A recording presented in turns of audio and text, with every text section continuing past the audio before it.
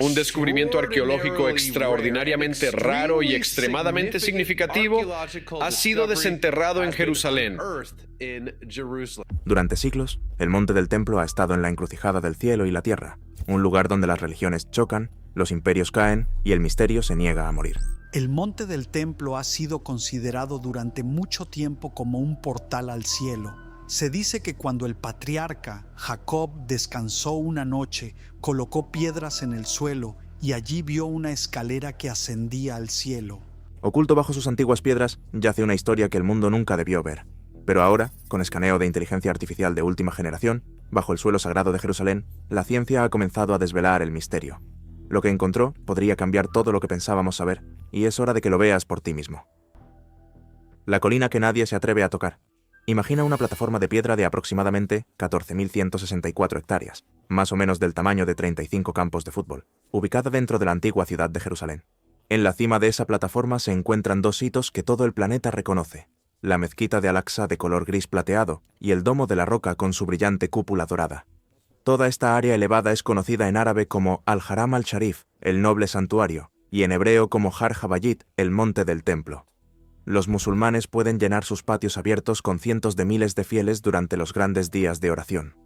Para los musulmanes es el tercer lugar más sagrado del mundo. Para los judíos es el lugar más sagrado del mundo. Y para muchos cristianos, este es también un terreno sagrado.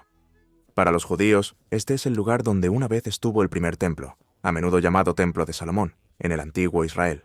Más tarde, después de que ese primer templo fuera destruido, el segundo templo se erigió casi en el mismo lugar. Ese segundo templo fue reconstruido y mejorado masivamente por el rey Herodes hace más de 2000 años.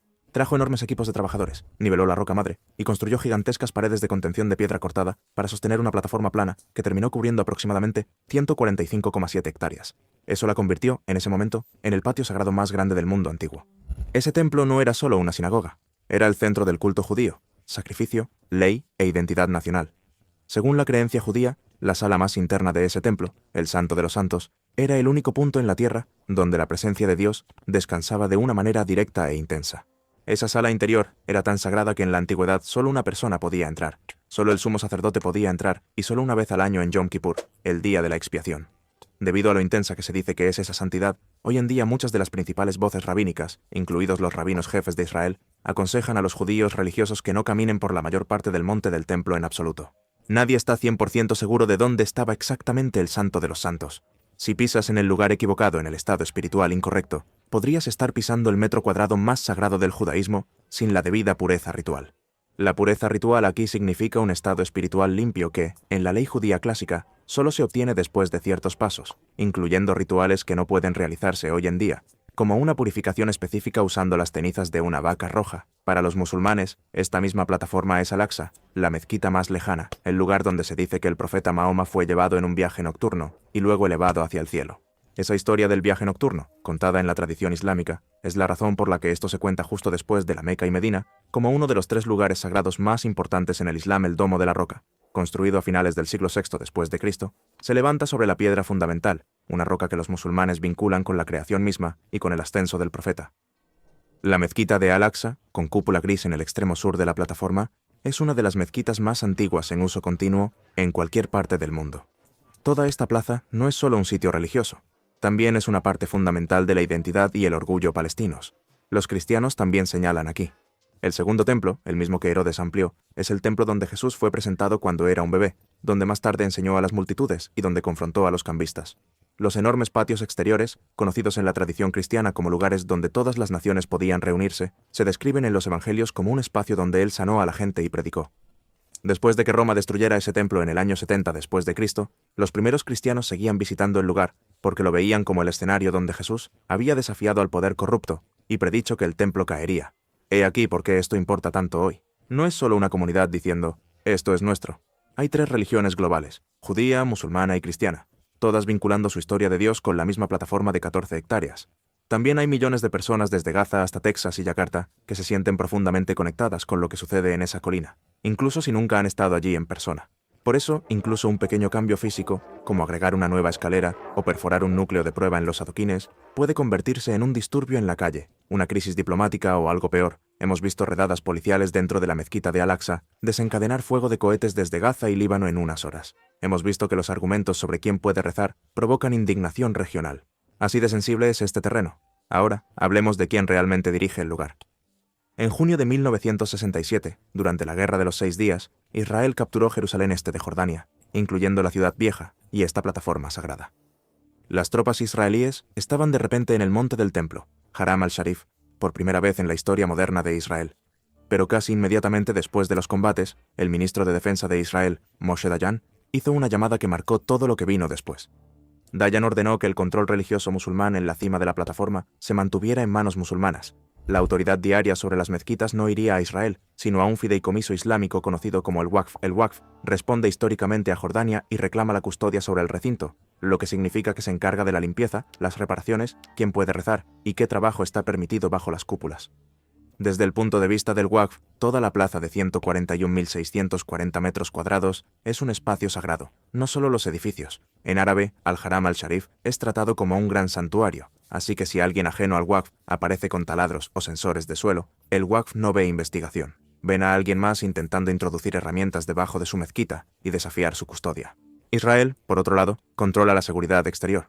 La policía israelí y la policía de frontera deciden quién pasa por las puertas y cuándo. Si la tensión es alta, especialmente durante días sensibles como el Ramadán para los musulmanes o el Tisha B'Av para los judíos, las fuerzas israelíes pueden limitar cuántos fieles entran desde la ocupada Cisjordania, o pueden escoltar a los visitantes judíos por el recinto bajo fuerte vigilancia. Hay otra regla incorporada en este statu quo. Los judíos y otros no musulmanes pueden visitar la plataforma durante ciertas horas, pero la oración abierta de los no musulmanes en la cima del monte está oficialmente prohibida. Los líderes israelíes dicen que esta prohibición existe para evitar convertir esto en una guerra religiosa. El muro occidental, justo debajo del monte, se presenta como el principal lugar de oración judío, mientras que el monte en sí se mantiene bajo culto musulmán, por lo que puedes ver por qué la arqueología aquí es como manejar una bomba. En la mayoría de los sitios antiguos, excavar es ciencia, sacas cerámica, registras paredes y escribes informes. En esta colina, excavar es una declaración. Imagina que alguien descubre una piedra tallada con escritura hebrea antigua, y dice, mira, prueba de que un templo judío estuvo exactamente aquí. Desde el lado nacionalista judío e israelí, esa piedra podría usarse para decir, esta tierra era nuestra hace 3000 años. Desde el lado musulmán y palestino, esa misma excavación podría parecer un intento de borrar un santuario islámico que ha estado en esa plataforma desde finales del siglo VI después de Cristo, y está vinculado al viaje nocturno del profeta. Junta todo eso y terminas con esta realidad. El monte del templo es básicamente una zona donde no se puede excavar, pero la gente aún intentó aprender qué había debajo. A finales del siglo XIX, mucho antes de Israel, antes de Jordania, cuando Jerusalén estaba bajo el Imperio Otomano, apareció un joven oficial del ejército británico llamado Charles Warren. Tenía poco más de 20 años y fue enviado por el Fondo de Exploración de Palestina desde Londres. No pudo empezar a hackear la plataforma sagrada. Eso estaba fuera de los límites incluso entonces, así que rodeó los bordes y se metió debajo de la antigua ciudad. Se bajó con una cuerda por las grietas en la roca madre. Se arrastró por túneles estrechos, excavados en la roca, a la luz de las velas. Él cartografió pasadizos y pozos de agua bajo la antigua cresta justo al sur de la plataforma sagrada, el área que a menudo se llama la ciudad de David y su equipo incluso escalaron un pozo vertical natural de aproximadamente 12 metros de profundidad, descendiendo al agua del manantial de Gijón. Ese pozo ahora es famoso. La gente todavía lo llama el Pozo de Warren. El trabajo de Warren en la década de 1860 demostró algo enorme. Demostró que la antigua Jerusalén no es solo ruinas en la superficie. También es un laberinto subterráneo tallado en roca sólida. Encontró túneles tallados, caídas ocultas y pasajes revestidos de piedra que permitían a la gente en la Jerusalén muy antigua acceder a agua de manantial fresca sin exponerse a las flechas enemigas. En otras palabras, mucho antes de los ejércitos modernos o las fronteras modernas, esta ciudad ya pensaba en capas, calles y lugares de culto arriba, líneas vitales secretas abajo. Sus mapas dibujaron algunos de los primeros bocetos que los europeos habían visto de lo que se encuentra bajo la piel de la ciudad antigua. Pero incluso Charles Warren, que estaba dispuesto a colgarse de cuerdas bajo tierra, chocó con un obstáculo. La plataforma principal del monte del templo, Haram al-Sharif en sí, era intocable. Los líderes religiosos locales no le permitirían excavar en ella. Los funcionarios otomanos no darían su consentimiento. Él podría medir alrededor de sus muros exteriores, podría arrastrarse por debajo de las calles cercanas, podría dibujar diagramas de puertas bloqueadas y cursos de piedra antigua cerca de los bordes. Pero la plataforma sagrada en sí misma se cerró, y así fueron las cosas durante más de 100 años. La colina se encontraba allí, cargando capa tras capa de historia humana. Reyes israelitas antiguos, legiones romanas, califas musulmanes tempranos, sultanes medievales, caballeros cruzados, gobernadores otomanos, oficiales británicos, policías israelíes y guardias jordanos. Todo el mundo sabe que hay respuestas bajo esas piedras. Todo el mundo sabe que si pudieras leer esas capas como páginas de un libro, obtendrías evidencia sólida sobre el primer templo, el segundo templo, el temprano período islámico, todo. Pero la regla ha sido, no levantes las piedras. Entonces sucedió algo que nadie planeó. El montón de tierra que reveló secretos. A finales de la década de 1990, sucedió algo dentro de la esquina sureste del Monte del Templo que nadie esperaba. En un área abovedada llamada desde hace mucho tiempo los establos de Salomón, utilizada hoy como la mezquita al-Marwani, máquinas pesadas despejaron el relleno antiguo para hacer más espacio. No había arqueólogos supervisando, sin notas cuidadosas, sin pinceles suaves, solo una rápida remoción. Pilas de tierra y piedra que probablemente se habían asentado allí durante siglos fueron raspadas, cargadas y llevadas. En cuestión de semanas se estima que 9.000 toneladas, cientos de camiones, fueron arrojadas fuera de la ciudad vieja, gran parte en el Valle de Cedrón. Para los académicos que habían pasado sus carreras escuchando, no toques esta colina, se sintió como si el pasado hubiera sido recogido y arrojado como basura de construcción. Pero ese vertedero cambió el juego. La tierra ya no estaba detrás de las líneas rojas en el monte, podía ser rescatada.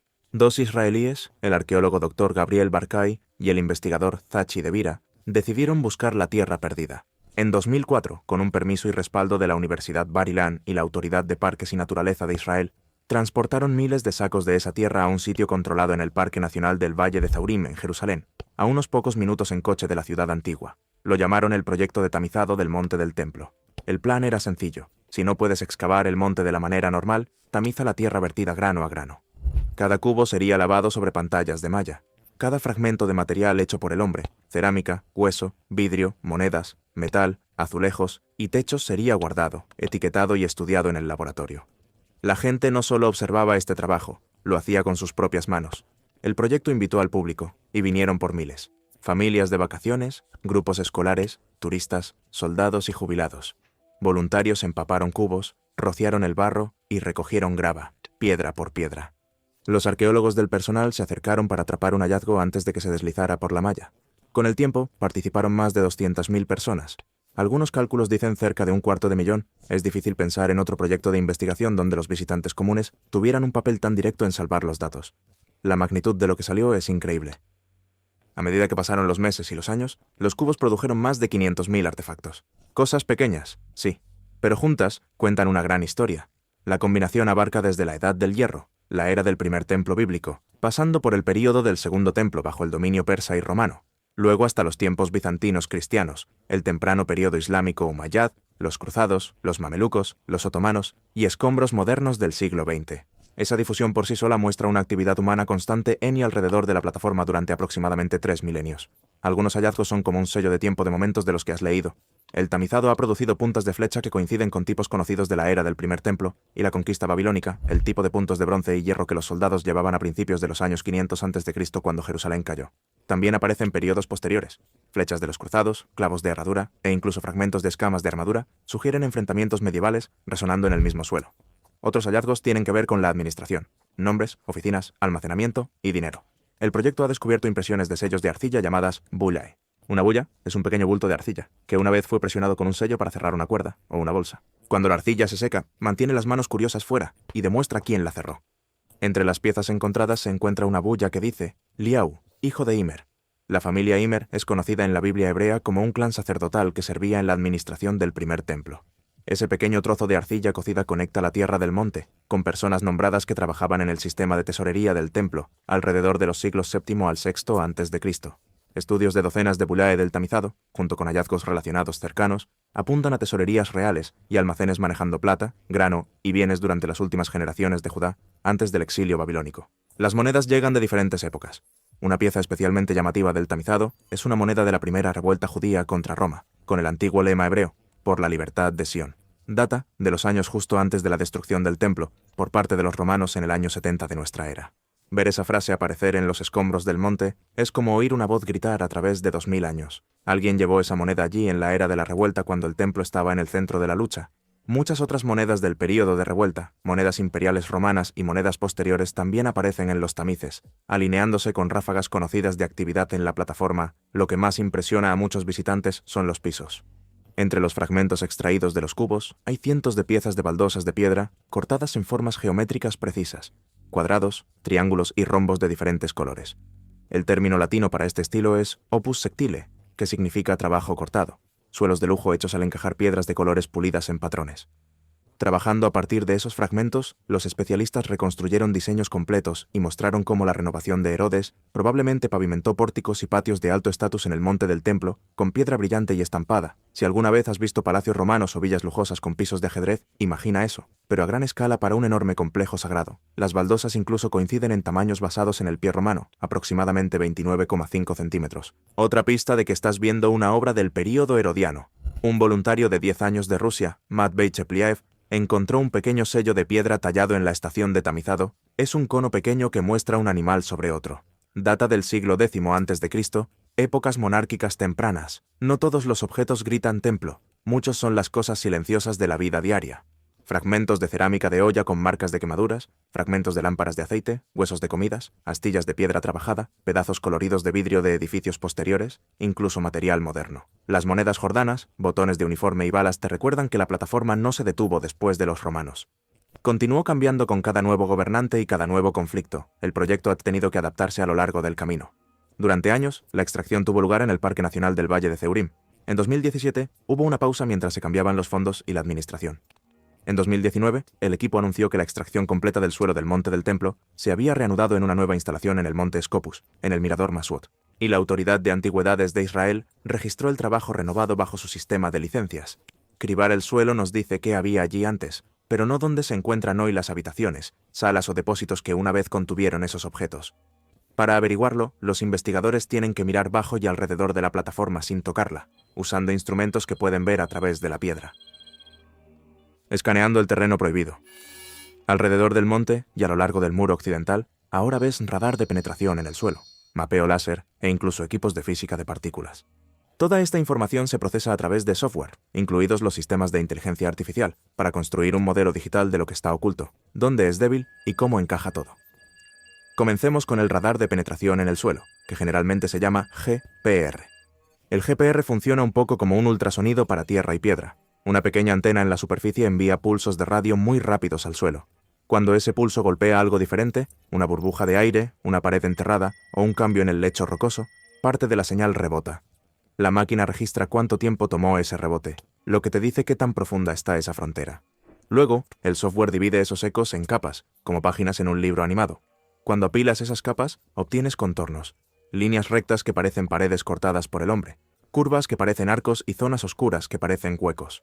Los equipos han arrastrado y pasado GPR a lo largo de todo el tramo expuesto del muro occidental y dentro de los túneles que continúan más allá de la plaza de oración. El muro occidental, que la mayoría de las personas ven en fotos, tiene solo unos 61 metros de largo. El muro antiguo completo se extiende aproximadamente 488 metros bajo la actual ciudad vieja, la mayor parte enterrada bajo edificios posteriores.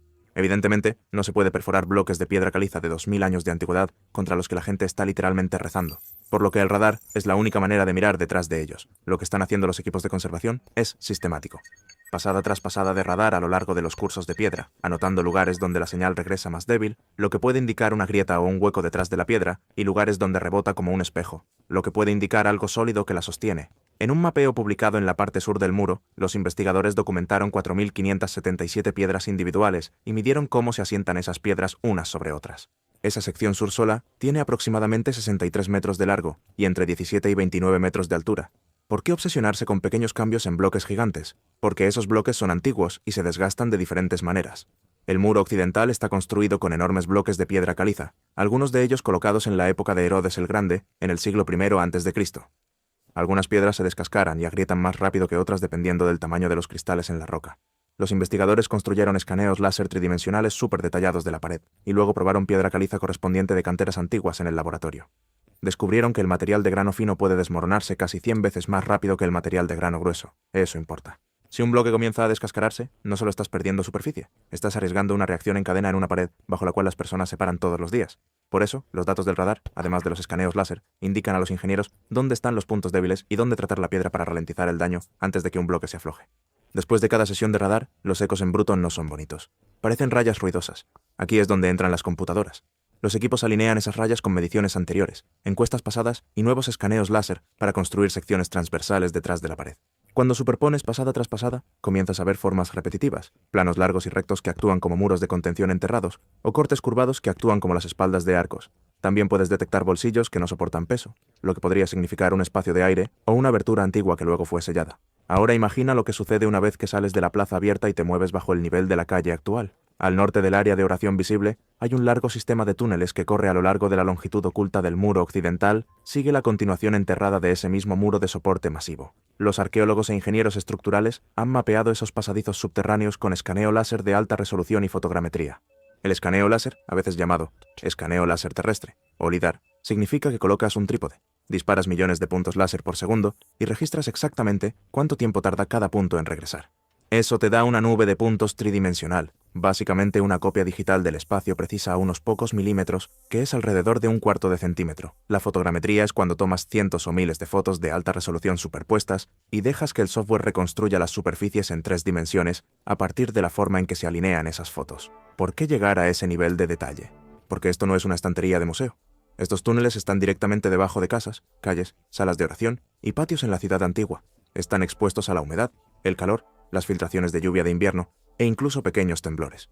Un cambio que no puedes ver con tus ojos, como un bloque moviéndose el ancho de una uña, podría significar presión acumulándose en un arco. Un goteo lento en una esquina podría significar que se están formando cristales de sal dentro de una junta, lo que con el tiempo puede hacer que una cara se desprenda de una piedra. Los equipos de conservación vinculados a la Fundación del Patrimonio del Muro Occidental ahora mantienen una especie de tarjeta de identificación en cada bloque en el área de oración, registrando grietas, humedad y reparaciones. Los escaneos tridimensionales alimentan ese registro. Si una piedra sobresale o empieza a pelarse, lo ven en el modelo, no años después en el terreno. Hay otra herramienta ahora apareciendo bajo las pendientes, justo al sur de la plataforma. La imagen de muones de rayos cósmicos, también llamada muografía. Un muón es una partícula subatómica que cae del espacio todo el tiempo. Puedes pensar en él como un primo más pesado del electrón.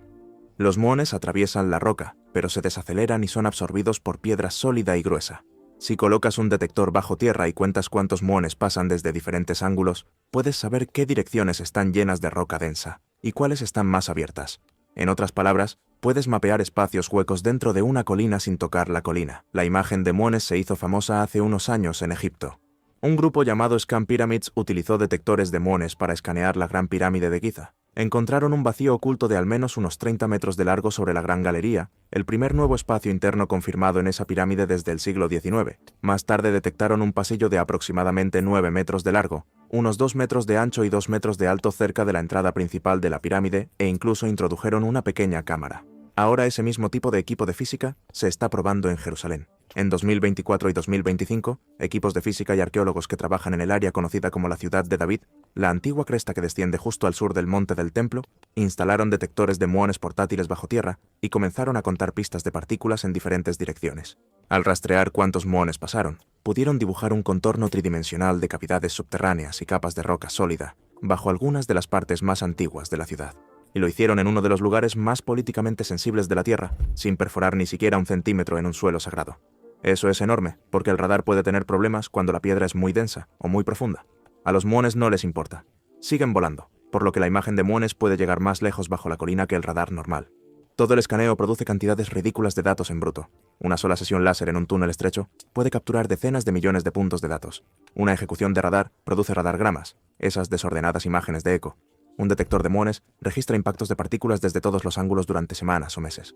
Ningún ser humano puede mirar esa montaña de ruido y sacar una conclusión razonable, por lo que los investigadores están recurriendo a la inteligencia artificial.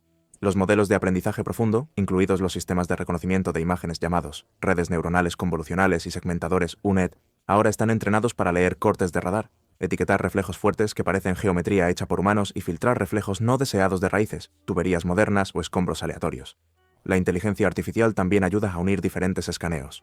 Puedes alimentarlo con un mapa láser moderno de un túnel, secciones transversales de radar tomadas a través de la pared junto a ese túnel, y bocetos de encuestas antiguos que datan de un siglo o más, y pedirle que los alinee en 3 dimensiones. La idea es hacer un modelo maestro que muestre dónde está el soporte sólido, dónde está el aire y dónde se está filtrando el estrés. Además de eso, los equipos de conservación pueden agregar notas sobre la condición actual de cada bloque, grietas, humedad y eflorescencias salinas, de modo que el modelo digital se convierte en un gráfico de salud en tiempo real para la piedra, así que estamos en este lugar extraño. Por primera vez, la ciencia puede ver debajo y alrededor del Monte del Templo sin tocarlo. Ahora sabemos que hay paredes rectas debajo, cursos de piedra apilados, formas de arcos, pasajes tallados y huecos vacíos que no son naturales. También sabemos cuáles piedras en la pared occidental expuesta están en buen estado y cuáles están empezando a fallar con grietas finas y ampollas de sal. Gracias por ver. Ahora echa un vistazo a los videos que aparecen en la pantalla para más historias increíbles.